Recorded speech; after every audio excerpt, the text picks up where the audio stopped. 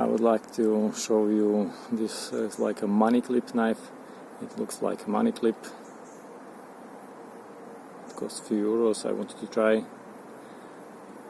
For a money clip, it's quite thick and not that lightweight as I would like.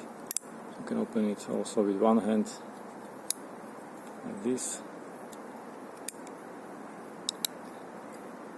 Let's see how well it cuts.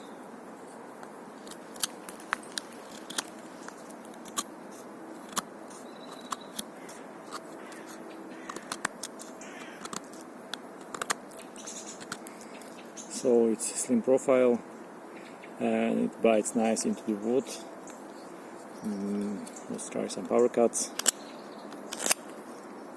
This handle, of course, is not made for heavy work because it's not biting, but it's not comfortable for the palm.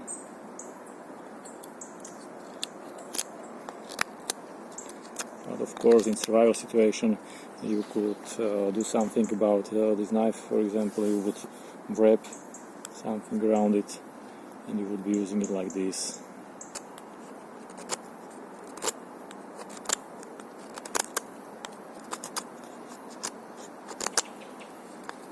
Power cuts.